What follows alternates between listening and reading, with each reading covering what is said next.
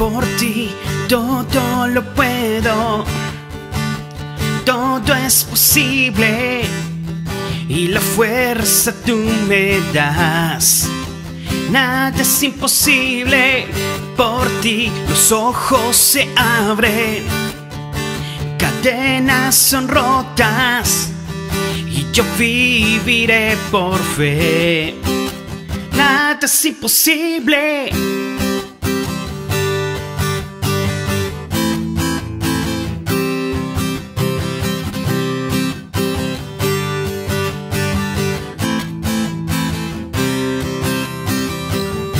No viviré por lo que veo, no viviré por lo que siento. Yo sé que aquí conmigo estás. Yo sé que tú eres grande, Dios. Por ti todo lo puedo, todo es posible y la fuerza tú me das. Nada es imposible, por ti los ojos se abren, cadenas son rotas y yo viviré por fe. Nada es imposible, creo en ti, creo en ti. Creo en ti, creo en ti, Cristo. Y creo en ti, creo en ti. Creo en ti, Cristo. Y creo en ti, creo en ti. Creo en ti, Cristo. Y creo en ti, Y creo en ti, Cristo.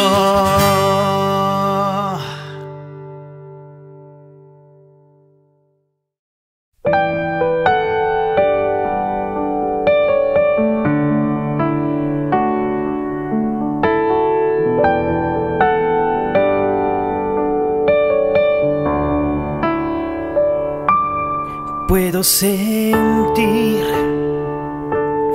que tu palabra me sustenta. Puedo sentir que no estoy solo en la tormenta. Lo puedo sentir, que soy perdonado y protegido. Puedo sentir que tú me amas como hijo, y frente a ti, Jesús, me quedo sin palabras ante tu majestad.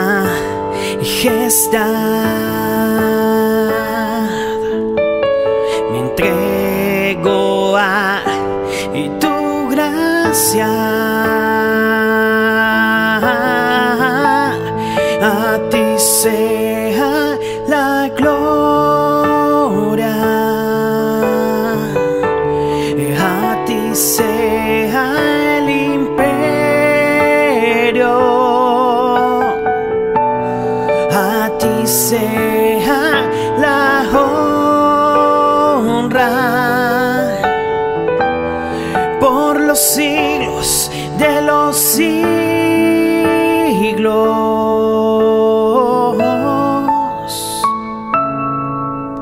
Recibe el honor, Cordero y de Dios. Recibe el honor, Cordero y de Dios. A ti sea la gloria, y a ti sea el imperio, a ti sea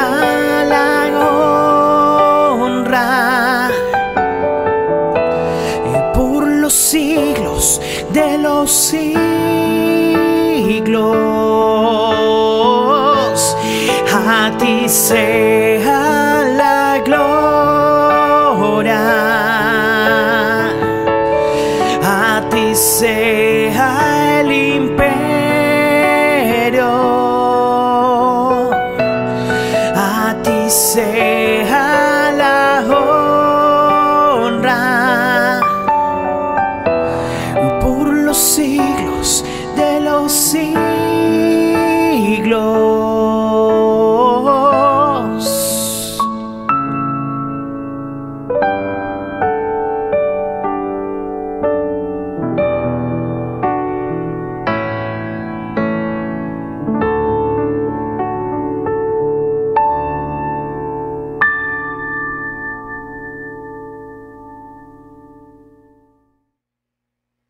Vive en la plenitud de la buena noticia que es Cristo Jesús. ¿Y de qué trata esta buena noticia? Salvación de la muerte y vida eterna, libertad sobre la esclavitud del pecado, y ahora somos el templo de su Espíritu Santo. Somos la casa de Dios, somos su casa. Bienvenidos a nuestra casa con Dios, su casa. Soy el pastor Manu Pajarín, tu amigo, y en nombre de mi esposa, la pastora Luris, y de los pastores Ángel y María, le damos la bienvenida a esta prédica. Hemos compartido hasta ahora 15 principios, 15 verdades, 15 mandatos de la voluntad de Dios para su iglesia, para los nacidos de nuevo. Repasemos los 15 que hemos visto hasta ahora. Que seamos corregibles, que nos dejemos guiar por el Espíritu Santo, que el Espíritu Santo pueda dar su fruto dentro de nosotros, que no adoptemos los ritos, observancias ni exigencias de la ley de Moisés, que seamos libres de la esclavitud del pecado, que seamos esclavos de la vida recta, que entreguemos nuestros cuerpos en sacrificio vivo a Dios, que seamos santos viviendo como santos, que amemos a Dios y a los demás, que no amemos al mundo, que nos congreguemos como hermanos, que oremos en todo tiempo, que lo adoremos en espíritu y en verdad, que perseveremos en nuestra fe y hacer de judíos y gentiles un solo pueblo. Hoy vamos a hablar del mandato, de la verdad, de la voluntad de Dios, que no nos creamos más que otros. Nuestro amoroso, misericordioso y poderoso Dios Padre diseñó a la nueva criatura para actuar de acuerdo a su voluntad de amar y no fallar en darle el honor al prójimo. O sea, está diseñada para no vivir esclava del pecado. Por eso el diseño de la nueva criatura es para que yo no guarde rencor, para no buscar solo mi satisfacción, para que no fuese egoísta, para no andar buscando solo impresionar a la gente. Me diseñó como nueva criatura para ser humilde, es decir, para alegrarme con los logros y éxitos de los demás y para considerar a los demás como mejores que yo. Sin embargo, el enojo, la envidia, los celos, las comparaciones, el juzgar a los demás como inferiores, el criticar a otros, son acciones que nos separan del diseño de Dios Padre para nosotros, la nueva criatura, la obra maestra de Dios. La verdad, cuando amamos, no buscamos hacer daño a nadie. El amor de Dios en nosotros cumple la ley, así que la voluntad de Dios es que nos amemos. El problema es que la iglesia aún insiste en clasificar a sus miembros en categorías de superiores e inferiores. Hoy vamos a hacer entonces un repaso juntos de 5 acciones que sirven para que cumplamos la voluntad de Dios de que no nos creamos más que otros.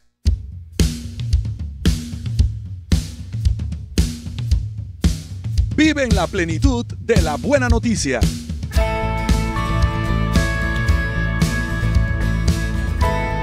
Somos la Iglesia Cristiana, nuestra casa con Dios.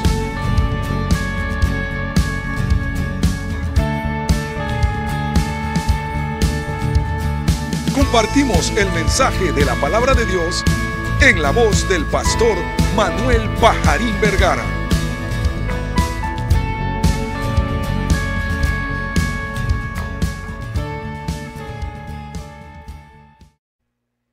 La verdad, el mandato de la voluntad de Dios de que no nos creamos más que otros es algo vital para la convivencia en armonía y en amor de los miembros de la iglesia.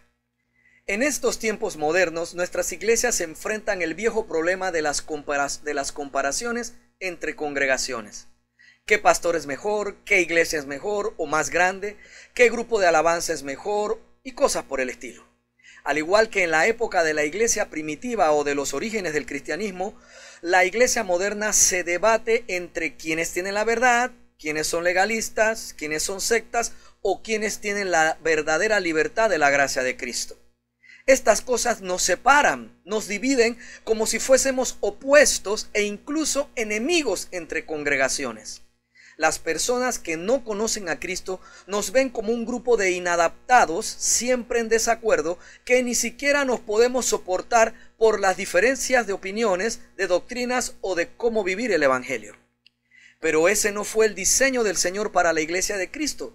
Dios Padre la diseñó integral, unida, corporativa, espiritual y orgánica, o sea, de acción y crecimiento sin obras artificiales. La iglesia es la novia de Cristo y como tal es solo una.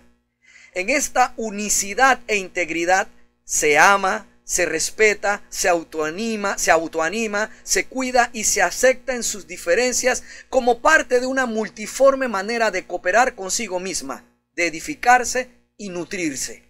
La verdad es que desconfiamos mucho entre congregaciones, no solo por la doctrina que se predica, sino porque el robarse ovejas, personas, suele ocurrir mucho entre los líderes de las mismas iglesias. Mucho de esto se originó porque al principio, en el nacimiento de la iglesia, Satanás sembró la planta venenosa de la comparación y el orgullo. La iglesia primitiva aprendió rápidamente a creerse mejor que otras comunidades de creyentes en otras ciudades o pueblos. Adicional a esto, se malinterpretó que Pablo hiciera énfasis en algunas cosas de la gracia de Cristo, Santiago en otras, Juan en otras, Pedro en otras y Judas en otras, como excusa para crear artificialmente corrientes doctrinales.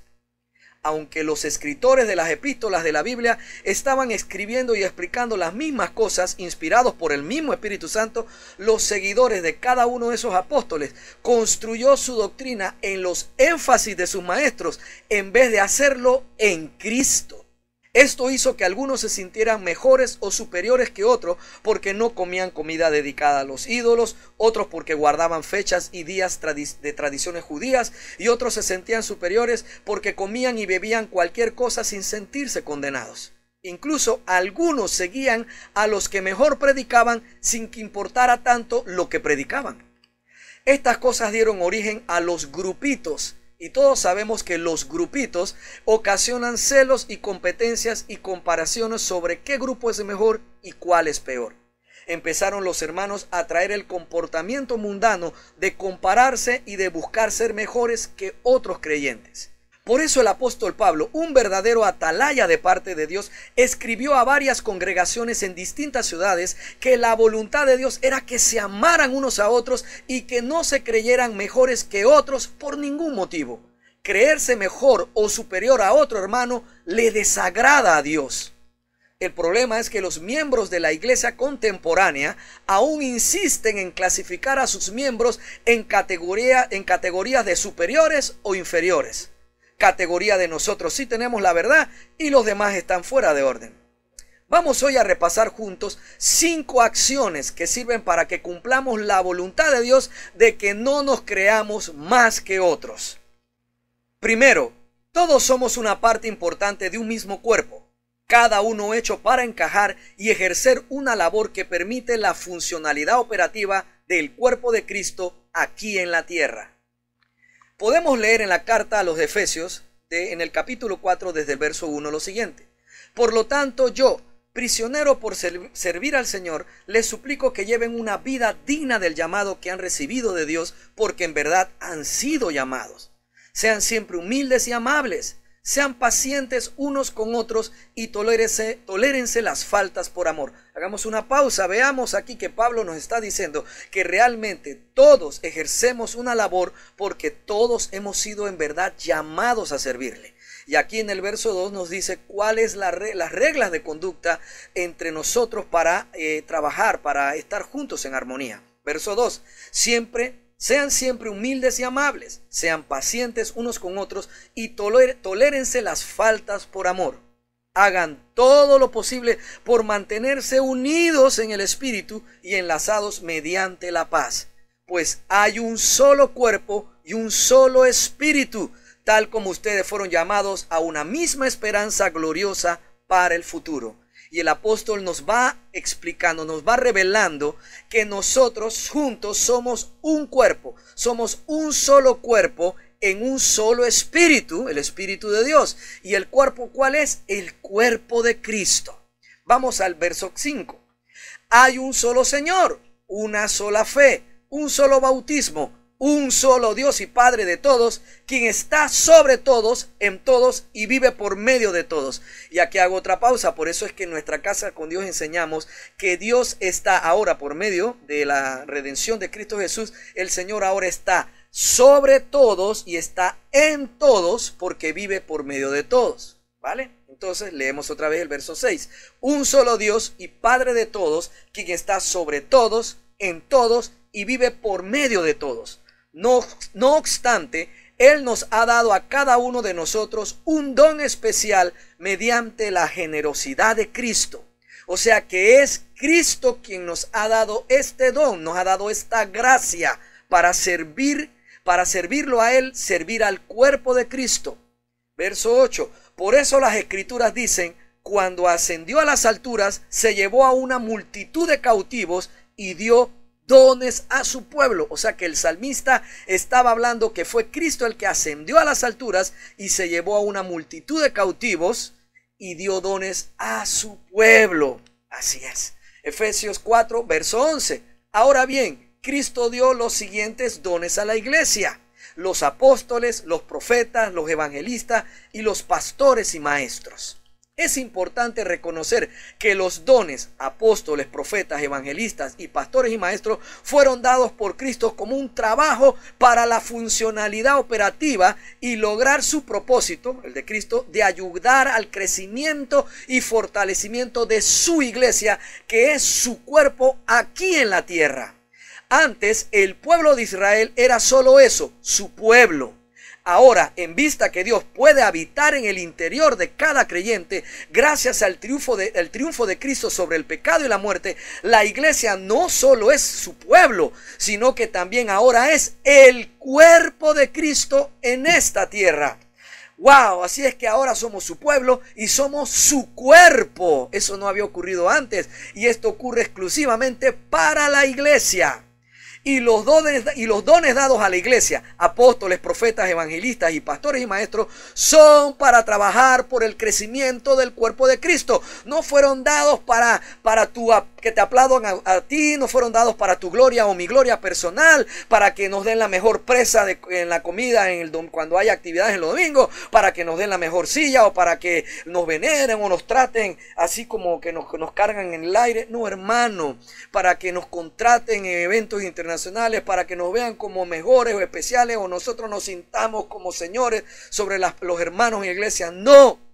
Los dones dados a la iglesia por Cristo cuando ascendió de las profundidades y se llevó esa cautividad que estaba cautiva con él hacia su ascenso, ahí aprovechó y le dio dones a su iglesia. Estos dones, apóstoles, profetas, evangelistas y pastores y maestros, son para que podamos trabajar con el propósito de darle crecimiento, entendimiento de la fe en Cristo a su propio cuerpo. Dice aquí en Efesios 4, verso 11. Voy a leerlo de nuevo. Ahora bien, Cristo dio los siguientes dones a la iglesia: los apóstoles, los profetas, los evangelistas y los pastores y maestros. Ellos tienen la responsabilidad. Vamos a leerlo juntos. Ellos tienen la responsabilidad. ¿Vieron que no es un privilegio? Vuelvo y empiezo. Ellos tienen la responsabilidad de preparar al pueblo de Dios para que lleve a cabo la obra de Dios y edifique la iglesia, es decir, el cuerpo de Cristo. Oiga, ¿qué más claro puede estar? Verso 13. Ese proceso, ¿cuál? El de edificar la iglesia, es decir, el cuerpo de Cristo, haciendo esta obra de Dios, en nosotros, en los que somos parte del cuerpo, ese proceso continuará de parte de los apóstoles, los profetas, los evangelistas y los pastores y maestros. Te perdono que lo explique así, vuelvo al 13. Ese proceso continuará hasta que todos alcancemos tal unidad de nuestra fe y conocimiento del Hijo de Dios, que seamos maduros en el Señor, es decir, hasta que lleguemos a la plena y completa medida de Cristo. Me detengo aquí. He estado diciendo en prédicas anteriores, mi opinión, como para mí el Señor no hace nada a medias. Una vez que recibimos a Cristo, cuando confieso, cuando acepto que es mi Salvador, el Espíritu Santo mora en mí e inmediatamente para mí, en mi interpretación, me da la medida completa de Cristo. Lo que pasa es que cuando esa medida completa de Cristo llega, yo tengo una medida completa de mí más o menos así. Y a lo largo de esa transformación, porque es la nueva criatura la que puede ser transformada, la que va día a día el Señor diezmando, minimizando mi poderoso yo, que es casi en mi corazón como otro Dios, y va poniendo ese yo, lo va minimizando al punto en que ya no vivo yo, más vive Cristo. Y entonces en esa manera en la que yo voy menguando y voy dejando de ser yo en mi viejo hombre, y yo como el centro de todo para mí, y empieza a ser Cristo el centro de mi vida, en ese momento alcanzo la plena y completa medida de Cristo para mi vida. Y esa medida completa lo que demuestra es una madurez en mí en el Señor. Y esa madurez en mí, en mi fe, tiene un propósito para esta vida de creyente, para esta vida de salvo que tengo aquí en esta tierra, en este mundo del cual el Señor pidió que no me sacaran. Israel vivía apartado, vivía separado prácticamente del mundo. Para ellos no estaba bien que hicieran negocios o actividades en realidad con la gente de este mundo. Pero a diferencia del pueblo de Israel, la iglesia ahora, la obra maestra de Dios, la nueva criatura creada de los judíos, creyentes judíos en Cristo, y de los no judíos, nosotros los gentiles, ahora esta obra maestra de Dios, el nuevo creyente, la iglesia, no fue llamada para estar apartada del mundo, sino para vivir introducida dentro del mundo mismo. ¿Para qué? Para que nosotros seamos sal y luz en esta tierra. Entonces, en la medida en que Cristo, su medida completa, está manifiesta en mí, yo alcanzo esa madurez para vivir aquí en este mundo siendo sal y luz. Y dice ahora sí Efesios 4:13, ese proceso continuará hasta que todos alcancemos tal unidad en nuestra fe y conocimiento del Hijo de Dios, que seamos maduros en el Señor, es decir, hasta que lleguemos a la plena y completa medida de Cristo. Entonces, y mira aquí el cumplimiento de ese propósito de madurez, que es el trabajo de los que tienen de los dones, del apóstol, el profeta, el evangelista y los pastores y maestros. Aquí está el logro de ese objetivo. Entonces ya no seremos inmaduros como los niños. No seremos arrastrados de un lado a otro, ni empujados por cualquier corriente de nuevas enseñanzas. No nos dejaremos llevar por personas que intentan engañarnos con mentiras tan hábiles que parezcan la verdad. Oiga, hermano, qué precioso. Entonces nuestra fe no estará en una lealtad dividida entre Dios y el mundo. No estará impulsada por lo externo, por las circunstancias externas, como el viento arrastra la ola del mar, sino que será una fe firme, una fe bien cimentada en la madurez que ahora tenemos en Cristo, siendo Cristo mismo nosotros. Que ya no nos vamos a dejar engañar por cualquier viento de doctrina, que no nos vamos a dejar engañar por cualquier persona que, por muy elocuente y chistoso que parezca, nos está llevando hacia algo que no es Cristo. Es incorrecto mirarnos a nosotros mismos como superiores a los demás por eso, porque ciertamente al formar parte del cuerpo de Cristo perdemos la condición de más importante que otros hermanos creyentes. ¿Por qué? Porque el oficio que tenemos según el don, el llamado que Dios nos dio por su gracia a cada uno para formar ese cuerpo que alcance esa madurez completa en Cristo, no es para que nos jactemos o nos sintamos importantes, es para que nos ayudemos mutuamente a llegar a esa madurez, para no ser engañados fácilmente ni arrastrados en nuestra fe como el viento arrastra la ola del mar.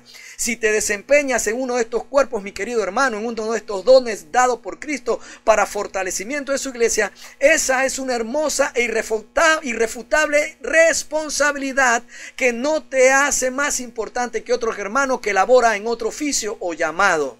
Ese don te hace responsable de desempeñarlo con amor, esmero y humildad. Esa es tu responsabilidad. Desempeñarlo con amor, esmero y humildad. Y también es mi responsabilidad. Por lo tanto, es incorrecto mirarnos a nosotros mismos como superiores a los demás, porque ciertamente al formar parte del cuerpo de Cristo, perdemos la condición de más importantes que otros hermanos creyentes. Y lo he repetido por segunda vez. ¿Por qué? ¿Por qué perdemos esa importancia de ser superior a otros o más importante que otros? ¿Por qué? Porque somos parte de un todo, que es el cuerpo de Cristo. Y ninguna parte del cuerpo humano es menos o más importante que otra. Todas son necesarias e imprescindibles. Así que si usted fuese oreja, no puede sentirse orgulloso solo de ser una oreja muy especial y bonita. Porque sin un cuerpo a quien servirle, a quien estar conectada y ser parte, entonces usted solo es una oreja y es algo entonces incompleto e inservible. Todas las partes del cuerpo son importantes. Si usted se quita alguna parte de su cuerpo nunca más estará completo y siempre le faltará esa parte que perdió. Solo cuando perdemos una parte de nuestro cuerpo entendemos cuán valiosa era esa parte para el correcto y eficiente funcionamiento del mismo. Y Cristo le enseñó esto al apóstol Pablo, de que nosotros los creyentes somos en verdad el cuerpo de Cristo. Por eso se le enseñó a través de la analogía del cuerpo humano. Leemos en la primera carta a los Corintios en el capítulo 12, desde el verso 12. El cuerpo humano tiene muchas partes, escribe aquí Pablo, pero las muchas partes forman un cuerpo entero. Lo mismo sucede con el cuerpo de Cristo. Entre nosotros hay algunos que son judíos y otros que son gentiles. Algunos son esclavos y otros son libres. Pero todos fuimos bautizados, leámoslo, pero todos fuimos bautizados en un solo cuerpo por un mismo espíritu y todos compartimos el mismo espíritu. Verso 14. Así es, el cuerpo consta de muchas partes diferentes, no de una sola parte. La iglesia no solo es alabanza. Y la iglesia, aunque la palabra es la razón por la que nos reunimos, pero ¿qué sería si no adoramos también y le cantamos al Señor? Sigo aquí, verso 15. Si el pie dijera, no formo parte del cuerpo porque no soy mano, no por eso dejaría de ser parte del cuerpo. Y si la oreja dijera, no formo parte del cuerpo porque no soy ojo, ¿dejaría por eso de ser parte del cuerpo? Si todo el cuerpo fuera ojo, ¿cómo podríamos oír? O si todo el cuerpo fuera oreja, ¿cómo podríamos oler? Pero nuestro cuerpo tiene muchas partes y Dios ha puesto cada parte justo donde Él quiere. Mi querido hermano, usted está exactamente siendo la parte y en el lugar donde Dios quiere que usted sea y esté. Así es, mi querido hermano. Verso 19. Qué extraño sería el cuerpo si tuviera solo una parte. Imagínese que todo el cuerpo fuera boca. Dios mío. Verso 20. Efectivamente hay muchas partes, pero un solo cuerpo. Leo de nuevo. Efectivamente hay muchas partes, pero un solo cuerpo. El ojo nunca puede decirle a la mano, no te necesito. La cabeza tampoco puede decirle al pie, no te necesito. Aleluya. Ningún don, ninguna parte del cuerpo es más importante que otra. Seas apóstol o profeta o evangelista o pastor o maestro, o que Cristo te use para hacer milagros, o que Cristo te dio el don de sanidad, o te dio el don para ayudar a otros, o el don de profecía, o el don de liderazgo, o el don de dar con liberalidad o de hospitalidad, o para cantar, o para tocar instrumentos musicales. No eres más importante que el que barre, que el que recibe a la gente en la puerta, o el que cuida, o el que lava los baños. Todos somos igual de valiosos dentro del cuerpo de Cristo y nos necesitamos. Dice en Romanos 12, verso 4, así como nuestro cuerpo tiene muchas partes y cada parte tiene una función específica. Está clarito, ¿verdad? Leo de nuevo, así como nuestro cuerpo tiene muchas partes y cada parte tiene una función específica, el cuerpo de Cristo también. Nosotros somos las diversas partes de un solo cuerpo y nos pertenecemos unos a otros. Entonces Pablo enseña no solo una analogía de nosotros funcionando juntos, cómo funciona el cuerpo humano, sino que también estaba revelando una verdad espiritual acerca de quiénes somos en Cristo unidos a Él. Y al saber que todos somos una parte del cuerpo de Cristo, ¿cómo podemos realmente pensar que somos individualmente más importantes que otros creyentes? Además, todos nos pertenecemos. Lo que yo hago te pertenece a ti, y lo que tú haces por el cuerpo me pertenece y me beneficia a mí. Leemos entonces otra vez Romanos 12, verso 4 y verso 5.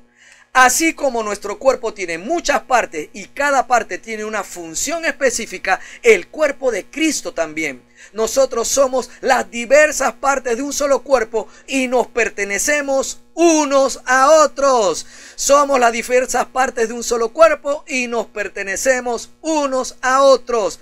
Todos nos pertenecemos. Ninguna función de ningún hermano es exclusiva de ese hermano. Si aplicáramos esto en la verdad con que fue diseñada, podríamos pedirle a Cash Luna o a Dante Hebel que visiten nuestra congregación para que nos compartan su revelación de Cristo, y ellos deberían aceptar hacerlo sin grandiosas sumas de dinero de por medio. Asimismo es con los miembros de tu congregación, de tu iglesia local. Si Dios levanta a un hermano con una revelación de la palabra que ayuda a que entendamos el evangelio de Cristo, el Señor no hizo esto para que el hermano fuese famoso y más importante que los demás. Lo hizo para que crezcamos en Cristo, para ser maduros en Él. Tampoco Cristo le dio este don para la enseñanza a este hermano, para que los pastores lo consideren superior a otro y lo eleven a puestos o cargos de mayor renombre y de poder dentro de tu congregación. Dios le dio esta revelación a ese hermano para que todos crezcan en Cristo y seamos cada vez más maduros en nuestra fe en Cristo Jesús. El don que Cristo le dio a ese hermano o a esa hermana que cantan tan lindo fue para beneficio de toda la congregación. No les dio tan hermosa voz a dicho cantor o cantante para hacerlos diferentes y especiales. El propósito de Cristo siempre es bendecir, prosperar, beneficiar a su novia, a su iglesia. Segundo, ejercer mi función nos ayuda a crecer como cuerpo en amor. Cuando trabajamos juntos, cada quien en su don o llamado, nos ayudamos a nutrirnos como cuerpo.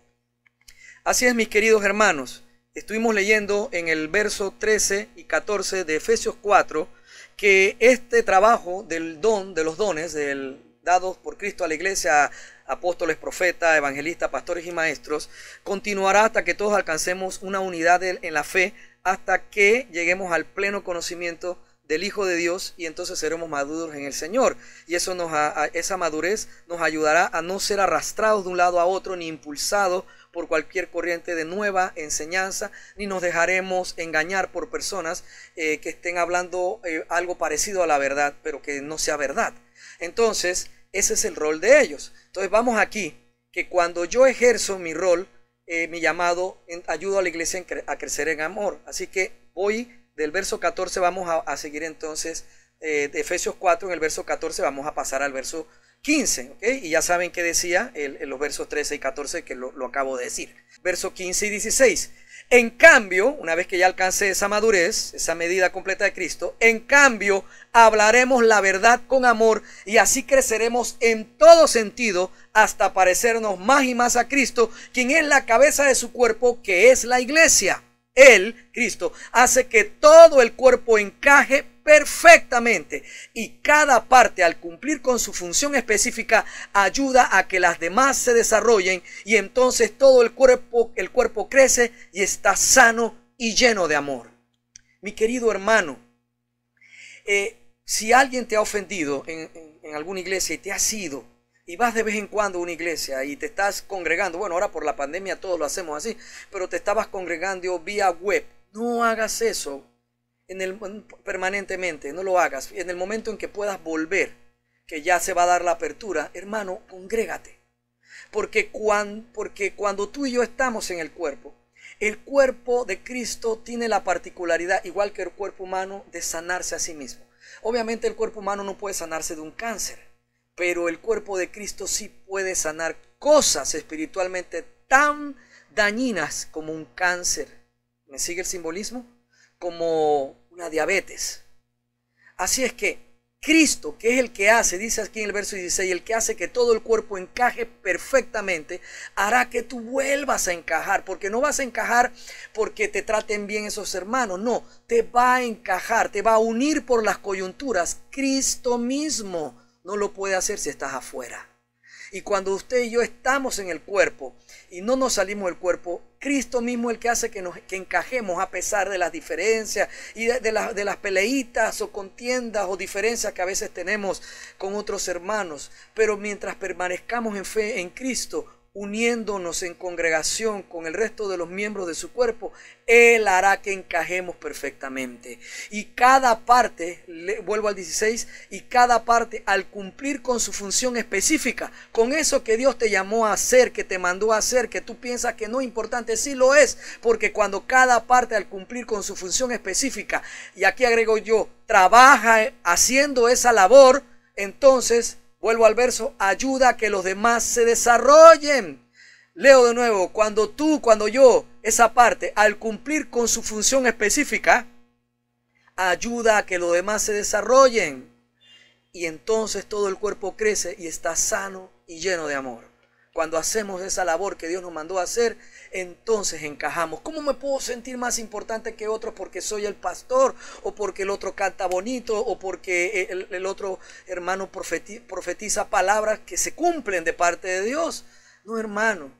Esa era la labor mandada a asignar. Es mejor decir siervo inútil he sido, porque eso que me dijeron que hiciera, eso precisamente hice. ¿Por qué? Porque la gloria no es mía, sino de aquel que me dio el don, que me lo regaló. Tercero, seamos prudentes al evaluarnos.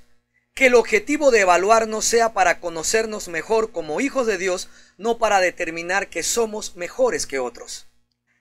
Vamos directamente a la carta de Romanos, capítulo 12, verso 3. Basado en el privilegio y la autoridad que Dios me ha dado, le advierto a cada uno de ustedes lo siguiente: ninguno se crea mejor de lo que realmente es. Sean realistas al evaluarse a ustedes mismos. Háganlo según la medida de fe que Dios les haya dado. ¡Qué hermoso! Sean realistas al evaluarse a ustedes mismos. Háganlo según la medida de fe que Dios les haya dado. Si nos evaluamos para decirnos que somos mejores que nuestros hermanos porque tenemos más conocimiento de la Biblia, o porque tengo un título en una universidad bíblica, o porque tenemos más habilidad para hablar en público, o un mejor físico, o un mejor auto, o una mejor casa, estaríamos actuando fuera de la voluntad de Dios para nosotros, los miembros del cuerpo de su Hijo, Jesucristo. Evaluémonos según la medida de fe que Dios nos haya dado. Mi medida de fe es evidente en mi medida de obediencia a la voluntad de Dios. Por ejemplo, evaluar mi trabajo ministerial comparándome con los logros del apóstol Edwin Álvarez sería incorrecto e injusto para él y para mí. El apóstol Edwin, su medida de fe era para 5,000 asientos y mi medida de fe para un local de capacidad para 50 personas. Entonces me evalúo si hemos llegado a esa capacidad de 50 personas, no de 5,000 en mis primeros años. No puedo evaluarme como un fracaso porque en 7 años de ministerio no tengo ya un edificio de 5,000 asientos como el apóstol Edwin. Si el Señor no me ha hablado de eso ni me ha dado una fe que corresponda a esa meta. Una regla de oro: consideremos a los demás como mejores que nosotros mismos. Filipenses 2, desde el verso 1 dice: ¿hay algún estímulo en pertenecer a Cristo? ¿Existe algún consuelo en su amor? ¿Tenemos en conjunto alguna comunión en el Espíritu? ¿Tienen ustedes un corazón tierno y compasivo? Entonces hágame verdaderamente feliz, poniéndose de acuerdo de todo corazón entre ustedes, amándose unos a otros y trabajando juntos con un mismo pensamiento y un mismo propósito. Qué hermosa palabra. Verso 3. No sean egoístas, no traten de impresionar a nadie. Y aquí viene la regla de oro.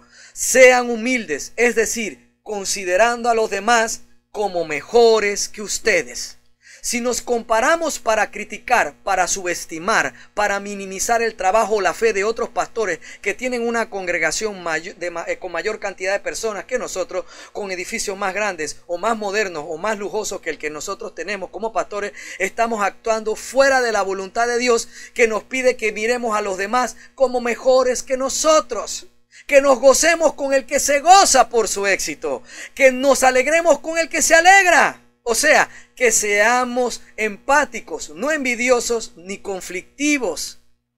Dice en Romanos 12, verso 15, alégrense con los que están alegres y lloren con los que lloran. En la Reina Valeria dice, gócense con los que se gozan. Verso 16, vivan en armonía unos con otros. No sean tan orgullosos como para no disfrutar de la compañía de la gente común. No te creas demasiado porque eres importante en tu iglesia como para no disfrutar de la compañía de la gente común. Vuelvo acá, y no piensen que lo saben todo. Nunca devuelvan a nadie mal por mal. Compórtense de tal manera que todo el mundo vea que ustedes son personas honradas. Hagan todo lo posible por vivir en paz con todos. Qué hermosa palabra, mi Dios Todopoderoso. Entonces, no nos estemos evaluando a nosotros mismos para vernos como superiores a los demás. O para, si nos vemos como menos, entonces criticar y tratar de minimizar el éxito de otros. Al contrario, alegrémonos con ellos. Y no nos comportemos de una manera que no le dé honra a las personas a nuestro alrededor y que haga que sea imposible que los demás estén en paz con nosotros. Cuarto, no considerarnos superiores que los demás. Apreciarnos más favorablemente a nosotros que a los demás puede derivar o proceder de una actitud de orgullo y superioridad de nuestra parte. Considerarnos superiores puede llevarnos a considerar a los demás como inferiores. Podemos encontrar una hermosa explicación de Jesús en el Evangelio de Lucas. Lucas 18, verso 9. Luego Jesús contó la siguiente historia a algunos que tenían mucha confianza en su propia rectitud y despreciaban a los demás. Dos hombres fueron al templo a orar. Uno era fariseo y el otro era un despreciado cobrador de impuestos. El fariseo, de pie, apartado de los demás, hizo la siguiente oración: Te agradezco, Dios, que no soy como otros, tramposos, pecadores, adúlteros. Para nada soy como ese cobrador de impuestos. Ayuno 2 veces a la semana y te doy el diezmo de mis ingresos. En cambio, el cobrador de impuestos se quedó a la distancia y ni siquiera se atrevía a levantar la mirada al cielo mientras oraba, sino que golpeó su pecho en señal de dolor mientras decía: Oh Dios, ten compasión de mí, porque soy pecador. Les digo que fue este pecador, y no el fariseo, quien regresó a su casa justificado delante de Dios. Pues los que se exaltan a sí mismos serán humillados, y los que se humillan serán exaltados. El orgullo no es parte de las virtudes de la nueva criatura. De hecho, fuimos separados de esta emoción tóxica. La emoción opuesta al orgullo es la humildad. Viene del amor, viene de la fe. Entonces esta es la emoción, este es el fruto del Espíritu que Dios nos ha pedido tener, humildad. Mientras oraban, ¿quién tenía una posición humilde? ¿El fariseo o el cobrador de impuestos, el publicano? El fariseo se consideraba superior moral y espiritualmente que el publicano. Pero a la hora de reconocer sus carencias delante de Dios, la humildad del cobrador de impuestos era superior a la moral del fariseo. Otra regla de oro: enfoquémonos en nuestro propio trabajo y su resultado, según la medida de fe que el Señor me ha dado para hacerlo. Leamos en Romanos 14 desde el verso 12. Es cierto, cada uno de nosotros tendrá que responder por sí mismo ante Dios.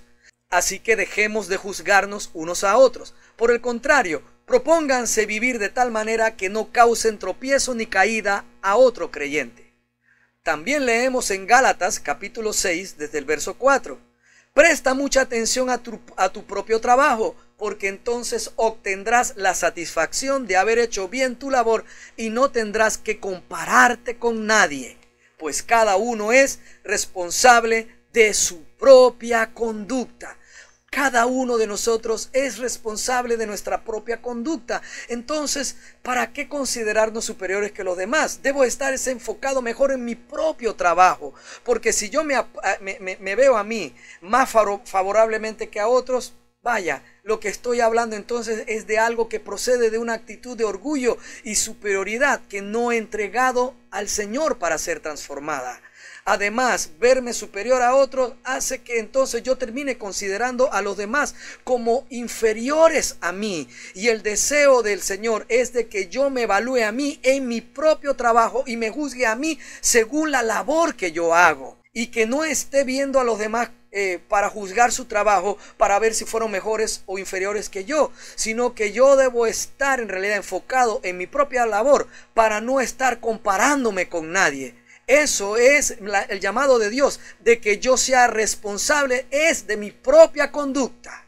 Entonces no debo estar evaluándome en comparación a otros para verlos menor y a mí en una forma más favorable. Además, nuestro Señor no quiere que nos comparemos con los demás, porque las comparaciones fomentan una actitud de competencia y de orgullo.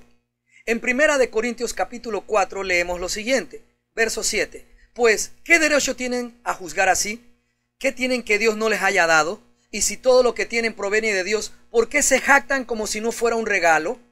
Comparar mi trabajo ministerial y mis logros con los de otros es absurdo, porque lo que el otro hermano logró viene de Dios y lo que yo he logrado en mi ministerio también viene de Dios. Fue su regalo. Así también es la vida secular. Cada cosa que logramos con nuestro trabajo y esfuerzo es un regalo que viene de Cristo. Y Cristo da como Él quiere. ¿Para qué envidiar? Dice otra vez en 1 Corintios 4, verso 7. Pues, ¿qué derecho tienen en juzgar a otros así? ¿Qué tienen que Dios no les haya dado? Y si todo lo que tienen proviene de Dios, ¿por qué se jactan como si no fuera un regalo? Y si comparo mi prosperidad con la prosperidad que logra la gente de este mundo sin Cristo, evalúo absurdamente. Porque todo lo que la gente de este mundo logra se queda en este mundo, es perecedero. Pero todo lo que hagamos en fe nosotros, los hijos de Dios, trascenderá para darnos honor en nuestra vida eterna. ¿Vieron la diferencia? ¿Para qué tener envidia de los logros de los que no conocen a Cristo entonces? Todo lo que ellos logren es perecedero. Si Donald Trump no se convierte, cuando muera, todo lo que alcanzó muere con él. Cuando nos comparamos para demostrar que somos mejores que otros, de seguro nos equivocaremos al juzgar a los demás, porque el mismo acto de comparación es una carencia de entendimiento en el que se compara de esta forma. Es una ignorancia hacer esto. En 2 de Corintios capítulo 4, verso 12, encontramos otra hermosa explicación. No se preocupen, no nos atreveríamos a decir que somos tan maravillosos como esos hombres que les dicen qué importantes son ellos, pero solo se comparan el uno con el otro, empleándose a sí mismo como estándar de medición. ¡Qué ignorantes! Oiga, hermano, no nos comparemos con otros, porque entonces el estándar de comparación es usted. O sea, si yo me comparo con otros, en realidad estoy utilizándome a mí como estándar de comparación. ¿Y quién soy? ¡Qué ignorante es hacer eso! Recordemos que la voluntad de Dios es que no nos creamos más que otros. Entonces, no olvidemos que las comparaciones fomentan una actitud de competencia y de orgullo. 1 Corintios 13 dice el apóstol Pablo lo que es contrario al orgullo. Dice, el que ama, verso 4, el que ama tiene paciencia en todo y siempre es amable. El que ama no es envidioso ni se cree más que nadie. El que ama, le estoy diciendo yo, no es orgulloso. Aleluya. Oh Señor, así es que el llamado nuestro no es compararnos, vuelvo y digo, el llamado nuestro es amarnos los unos a los otros, alegrarnos y gozarnos con el que se goza en sus éxitos, así es, y el evaluarme a mí mismo, el juzgarme a mí mismo de acuerdo al trabajo y al resultado que yo mismo desempeño, porque mi llamado es ser yo responsable de lo que yo mismo hago, no de lo que hacen los demás. Quinto, no nos comparemos con otras congregaciones. Hacer constantes comparaciones con otras iglesias o pastores denota inmadurez espiritual. Esto les ocurrió a los hermanos de la iglesia en Corinto, porque algunos miembros comparaban las habilidades de predicador del apóstol Pablo con las de Apolos, otro predicador evangelista que los frecuentaba. Tal acción demostraba más que todo la vieja naturaleza carnal de los hermanos que una evaluación espiritual acerca de Pablo y de Apolos. Tal comportamiento de menospreciar a uno y ensalzar al otro al compararlos empezó a ocasionar disputas y divisiones entre los corintios. Encontramos esto descrito en la primera carta a los Corintios capítulo 3. En el verso 1 dice: Amados hermanos, cuando estuve con ustedes no pude hablarles como lo haría con personas espirituales. Tuve que hablarles como si pertenecieran a este mundo o como si fueran niños en Cristo. Tuve que alimentarlos con leche, no con alimento sólido, porque no estaban preparados para algo más sustancioso y aún no están preparados porque todavía están bajo el control de su naturaleza pecaminosa. ¡Qué tremendo! Tienen celos unos de otros y se pelean entre sí. ¿Acaso eso no demuestra que los controla su naturaleza pecaminosa? ¿No viven como la gente del mundo? Verso 4. Cuando uno de ustedes dice, yo soy seguidor de Pablo, y otro dice, yo sigo a Apolos, ¿no actúan igual que la gente del mundo? Después de todo, ¿quién es Apolos? ¿Quién es Pablo? Nosotros solo somos siervos de Dios mediante los cuales ustedes creyeron la buena noticia, el evangelio de Cristo. Cada uno de nosotros hizo el trabajo que el Señor nos encargó. ¡Qué hermoso! Ellos solo eran un medio por el cual ellos creyeron, recibieron, aceptaron la buena noticia, el evangelio de salvación de Cristo. Cada uno de nosotros hizo el trabajo que el Señor nos encargó. Verso 6. Yo planté la semilla en sus corazones y Apolos la regó, pero fue Dios quien la hizo crecer. Verso 7. No importa quién planta o quién riega, lo importante es que Dios hace crecer la semilla. Eso es lo que cuenta. No quién fue el medio por el cual se hizo el milagro, ni quién cantó bonito, ni quién fue el que predicó. En realidad es que Cristo haga crecer la semilla de la fe plantada en usted y en mí. Verso 8, el que planta y el que riega trabajan en conjunto con el mismo propósito y cada uno será recompensado por su propio arduo trabajo. Pues ambos somos trabajadores de Dios y ustedes son el campo de cultivo de Dios, son el edificio de Dios. Aleluya. Compararnos por cuál iglesia creció más en números de creyentes, o quién es mejor predicador, o qué edificio de iglesia es más grande, o más cómodo, o más moderno, o más entretenida, qué iglesia es más entretenida o divertida, o con mejor alabanza, o con mejor aire acondicionado, o si no tiene aire acondicionado. No tiene sentido ni provecho alguno en andar comparándonos de esa manera, o viéndonos superiores o mejores que otros por tener alguna de estas cosas en mejor condición. No nos llevará a ningún lugar. Nos desviará del propósito de la fe, alejándonos del amor de Cristo y de Dios mismo. Además, todos los dones dados al cuerpo nos pertenece a todos, no a una congregación en particular. Edwin Álvarez nos pertenece a todos porque no solo fue dado a su congregación en particular. El apóstol Edwin mismo es un don dado al cuerpo de Cristo, o sea, para beneficio de todos. Charles Stanley, Armando Alducín, Harold Caballeros, Cash Luna, Juan Ballistreri, Tommy Moya, Nahum Rosario, Rafael Ugarte, Porfirio Martínez, Dalis de Álvarez, Rubén Aguirre, Hermes Espino, Marcos Scott, María Ramos, Eugenia Lorenzo, Valo Pereda, Guillermo González, César Enrique Cornejo, Cristian Cornejo, Ricky Alvarado, Fernando Castañeda, todos ellos nos pertenecen a nosotros, el cuerpo de Cristo. Hilson, Marcos Witt, Marcos Barriento, Marcos Brunet, Marcos Vidal, Marcos Yaroide, oye, ¿cuántos Marcos? Jesús Adrián Romero, Danilo Montero, Dani Berríos, Roberto Orellana, Marino, Cristín Di Clario, Lily Goodman, Evan Kraft, Cari Jovi, Yulisa, Nancy Almancio, Marcela Gándara, Isabel Valdés, Juan Luis Guerra, Alex Campo, Rojo, Miel San Marcos, Redimido, Generación 12, el Apache Ned, Principio y Fin. Todos ellos nos pertenecen a nosotros, el cuerpo de Cristo. Son para la edificación de todos nosotros los dones de estas personas, de estas iglesias, de estas agrupaciones. Incluso yo, como si fuera un abortivo al lado de todos estos grandes hombres de Dios, no solo le pertenezco a nuestra casa con Dios, sino que también le pertenezco a ustedes. Así como todo lo que usted haga de parte de Cristo en beneficio de su propia congregación, también me beneficia a mí y a todos los demás hermanos de todas las congregaciones que creemos en Cristo Jesús. Leemos en 1 Corintios capítulo 3, desde el verso 21. Así que no se jacten de seguir a un líder humano en particular, pues a ustedes les pertenece todo. Pues a ustedes les pertenece todo, ya sea Pablo o Apolos o Pedro o el mundo o la vida y la muerte o el presente y el futuro. Todo les pertenece a ustedes y ustedes pertenecen a Cristo y Cristo pertenece a Dios. Y ese es el orden correcto. Todo nos pertenece a nosotros. Todos nosotros nos pertenecemos. Nosotros le pertenecemos a Cristo y Cristo le pertenece a Dios. ¡Aleluya! Primera de Corintios 4, verso 6.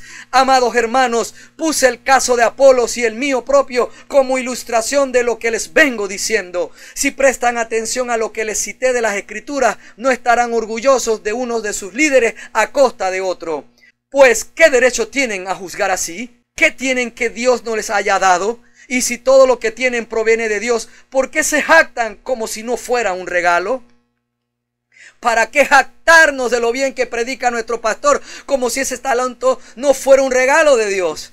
¿Para qué jactarnos de lo bien que tocan y cantan el grupo de alabanza de mi iglesia como si ese talento no fuera un regalo de Dios? ¿Para qué jactarnos de lo bien que predicamos como si ese talento no fuera un regalo de Dios? Como si el don o el llamado no hubiese sido un regalo de Dios. ¿Para qué jactarnos de lo grande, cómodo, moderno que es el edificio de nuestra iglesia como si eso no fuera un regalo de Dios? Mi querido hermano, todo nos pertenece. Debemos de mirarnos a todos en amor, amar el éxito de los demás, porque cuando un hermano crece y su revelación crece y yo lo escucho en las redes, oiga, yo también me edifico. Cristo se edifica en mí y se construye mejor mi conocimiento y mi entendimiento para poder alcanzar la sabiduría y la madurez que es la meta de Dios para nosotros por medio del oficio de los dones dados a la iglesia por Cristo Jesús.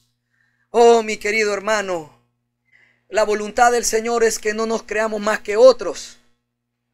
Para que nos mantengamos en esta voluntad es importante recordar que todos somos una parte importante de un mismo cuerpo.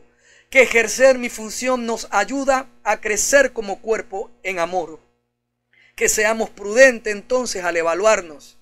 Que no nos comparemos con los demás. No tiene sentido, todo ha sido gratis. Y que no nos comparemos con otras congregaciones.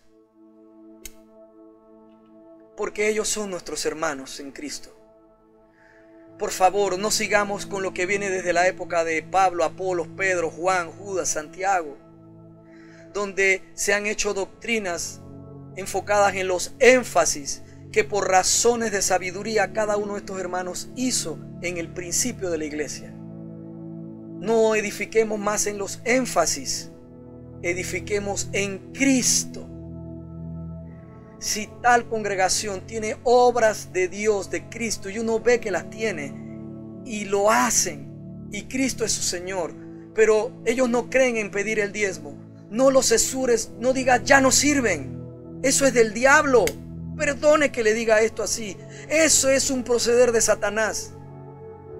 Porque si ellos hacen énfasis en eso y usted está viendo que Cristo está con ellos, entonces usted teniendo el Espíritu Santo va a ser menos sabio que Gamaliel. Y si no sabe lo que estoy diciendo, búsquelo en Hechos después. Yo quiero ser más sabio que Gamaliel. Gamaliel no tenía el Espíritu Santo. Yo sí. Y quiero salirme de toda esta conducta errónea en la que hemos vivido, considerando a otros que están mal o fuera de orden porque una sola cosa difiere de lo que yo creo. No puede ser. Pastor, pero tienen como 20 cosas que difieran. Pero si usted está viendo que Cristo está con ellos, si usted está viendo que la gente es salva, que la gente que está ahí está siendo transformada, ¿por qué entonces tú tienes que juzgar mal la obra de Cristo en ellos? ¿Es que acaso tú eres el Señor de esa gente? Deja que Cristo evalúe, juzgue a sus siervos. Tú y yo no somos evaluadores, juzgadores de los siervos de otro, porque ningún hermano de otra iglesia es mi siervo, ni siquiera los hermanos que se congregan con nosotros, de los cuales yo tengo responsabilidad. Soy quien para juzgarlos de esa manera. El que lo hace es Cristo. Oh, mis queridos hermanos, no nos creamos más que otros. Ese es nuestro llamado. No nos comparemos. Ame el éxito de otros hermanos. Ayúdame, Espíritu Santo, a amar, a sentir placer, gozo por la alegría, por el triunfo, por el éxito de otros hermanos, pastores, congregaciones, grupos de alabanza, etc. Ayúdanos, Señor, a eso. Ese es tu camino correcto. para nosotros, Dios Todopoderoso.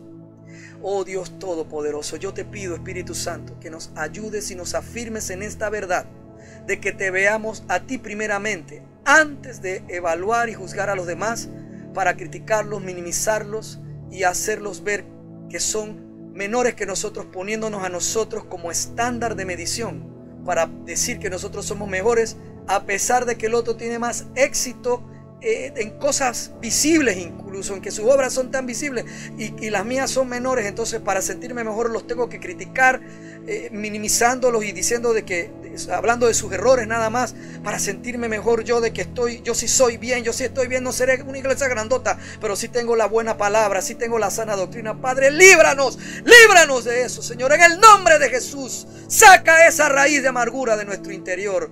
Te lo pedimos ahora, Padre, de mi corazón, del corazón de nuestra casa con Dios, del corazón de todo hermano que está escuchando esta prédica. No importa el término de distancia, de tiempo en que la haya oído, de este momento en que se ha predicado. Te lo pido en tu amor, Señor. Esa es tu voluntad, Padre, que nos amemos. Ayúdanos a ser una iglesia que te ama y ama a nuestros hermanos, Dios, a nuestros hermanos en Cristo, que no criticamos, que no juzgamos, que no nos comparamos a otros y no nos evaluamos a nosotros mismos como mejores que otros, porque entendemos que hemos sido llamados en ti a ser parte de un solo cuerpo. Y tú, Padre, tu iglesia es un solo cuerpo y yo soy parte de ese cuerpo. Y si nuestra casa con Dios oreja, queremos ser una buena oreja que le sirva al cuerpo. Y si en mi congregación, en mi iglesia local, yo soy pie, quiero ser un buen pie que sirva como pie. Sí, Señor. No creyéndome más que otros y evaluándome a mí mismo en la medida de la fe que tú me diste y en base al resultado del trabajo que tú me mandaste a hacer. Porque de eso es que soy responsable. Ayúdanos, Señor, en esto, en el nombre de Jesús. Sí, Señor. El Señor ya te ha bendecido y te ha guardado. Jehová ya ha hecho resplandecer su rostro sobre ti y ha tenido de ti misericordia en ese sacrificio de Cristo en la cruz del Calvario. Jehová ya alzó sobre ti su rostro en la resurrección de los muertos de Cristo, y ya en Cristo puso en ti, nos regaló a ti y a mí su paz, para que tú y yo, mi querido hermano, seamos llenos del conocimiento de su voluntad en toda sabiduría e inteligencia espiritual, para que andemos como es digno del Señor, agradándole en todo y llevando fruto en toda buena obra y creciendo cada día más en el conocimiento pleno de Dios y de nuestro Señor Jesucristo. Amén y amén. Gracias, mi querido hermano.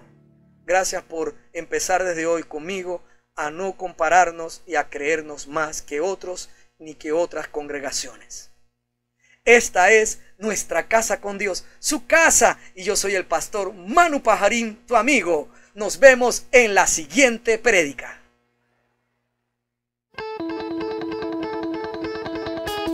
Muchas gracias por escuchar todo el mensaje. Rogamos a nuestro Señor Jesucristo que sea de bendición para tu vida.